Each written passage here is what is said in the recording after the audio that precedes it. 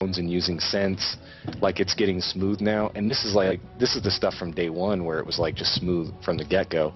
I don't know if and you they guys... started building features in around that stuff versus like they wanted to make sure the interface was really polished. And I think that was something that was really appealing to a lot of people, and it felt right. You know, it felt real, like when you're touching the phone, and just like what Nick's doing right now, when you're moving that, your brain is thinking, I'm actually moving this thing. You're touching a screen actually, and just swiping your finger across some glass.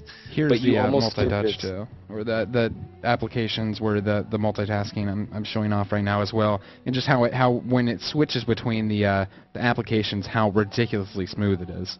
And just see. By the way, I'm downloading the GM now. It's been released, as well as iTunes 9.2 beta.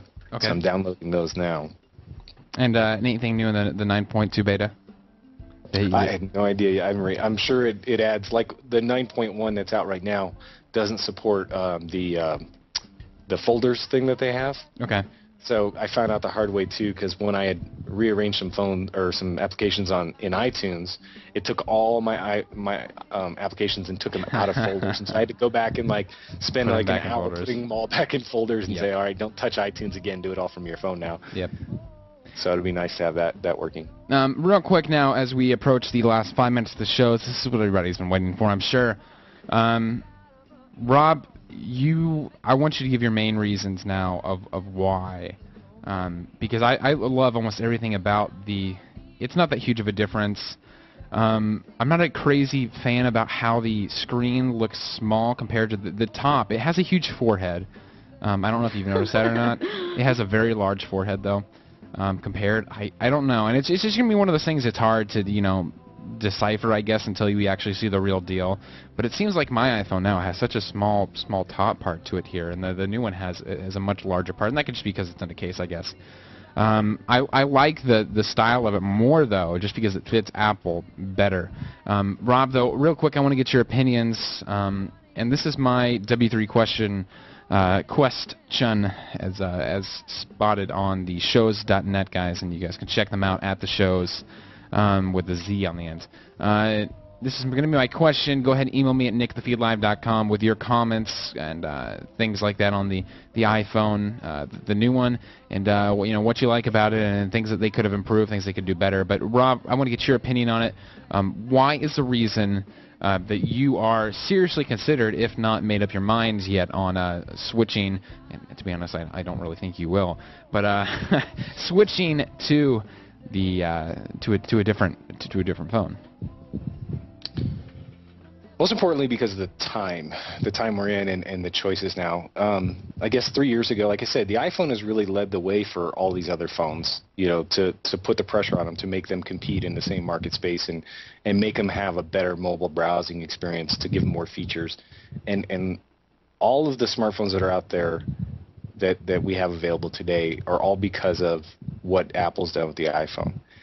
So now, but the thing is, like, now there are choices that there weren't a year ago, 2 years ago, and suffering with the problems and the closed system, the closed ecosystem that Apple has, and the network problems that AT&T has, and now their new changes, rules that they have, and new fees. I'm not sure I want to go and play another 2-year game with these guys, with AT&T. And so now the cool thing is there are choices out there, and I'm starting to look at these other choices as good, viable solutions to replace the iPhone. And I haven't made up a decision whether I'm going to get rid of the iPhone, but I'll tell you, like AT&T, for me personally, when I'm at home, I have no service.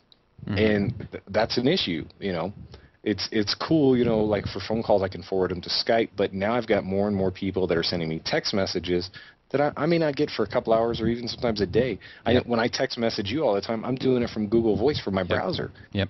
And it's like, well, you know what? I got to find a carrier that's actually going to work as a phone too, not just a smartphone that's all this cool stuff without a phone. And that's basically what the iPod or the iPhone has become to me, is an iPod Touch with a camera. Right. So, I'm starting to look at it like, maybe it's time to, start looking around. And I'm really looking at the Sprint HTC Evio. And I just happen to be a block away from a Sprint tower at the same place where AT&T has been leasing space for a year and a half, maybe almost 2 years now, and they keep sending this notice to the company that they're leasing it to. Oh, we're still considering putting a tower there, but we're just going to sit on that property, you know, because we want to, you know, have that option open. But they haven't done anything around my area to improve the signal quality. That's a good point. So, I mean, I suffered with AT&T, and I told them, like, you know, I'll give you guys a year, you know, and if you guys haven't fixed in a year, I'm going elsewhere. And I knew what I was getting into ahead of time, and I got to say, like, around the area when I'm usually away from my house where I work, it's not bad at all. It's great. For the utilization of our home viewers, what type of area do you live in? Rural, metropolitan? The desert. Okay. The middle of the desert. So no, now I'm about 30 miles away from Casa Grande.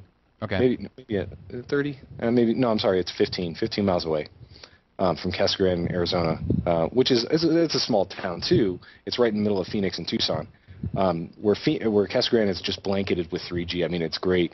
But in the area that I live in, I just have nothing. You know, I can't drive around the town where I live and use my cell phone. I have to drive, you know, I'm being blocked by a mountain is what it is. Okay.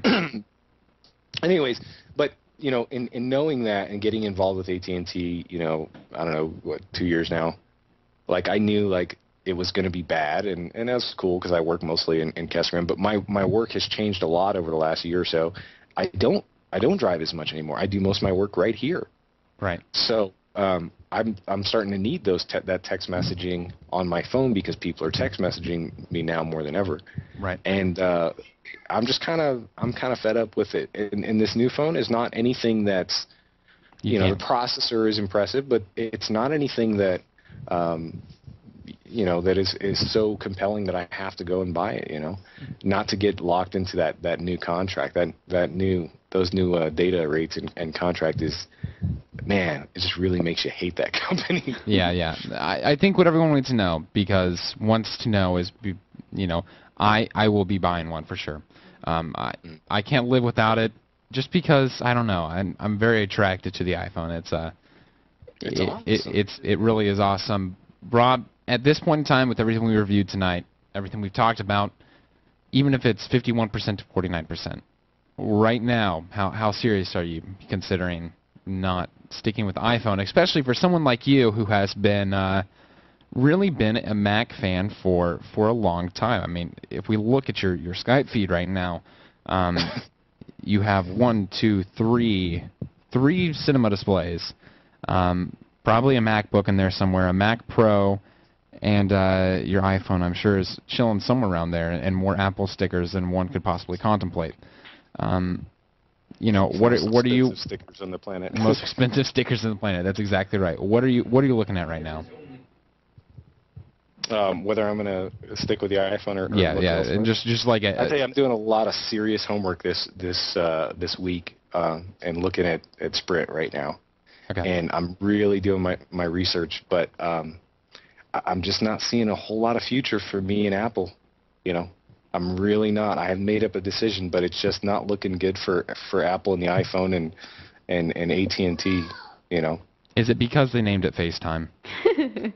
That was it. You know, I was really pissed off about the iChat. I wanted iChat so bad, and that would have, like, made it okay. If they just said, look, this is iChat where you can plug in your Google Talk, your Facebook chat, your AOL, all that stuff, and you can do video, I'd have been cool with that. I'd been like, all right, cool. I'll let AT&T screw me over for another 2 years. That's fine. Right. But since they called it Face Talk, that was the breaking point. that was the deciding factor for that millions. Was it right there. I've got to call Steve Jobs on his private cell tomorrow and have a chat with him about this whole Face Talk thing, because that was almost as retarded as, you know, the last couple product names that they've come up in the last couple months. So yeah, I think keep going.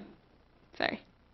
No, I was done. All right. I think you made a really good point about when people are looking to buy a new phone. Yeah, the iPhone's awesome, but they really need to do their homework on what kind of coverage they have in their area. Because I went to Terre Haute.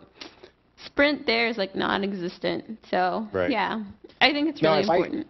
If I look around, you know, a lot of if I look around my area, I mean, I have Sprint is really the best coverage. Better than Verizon.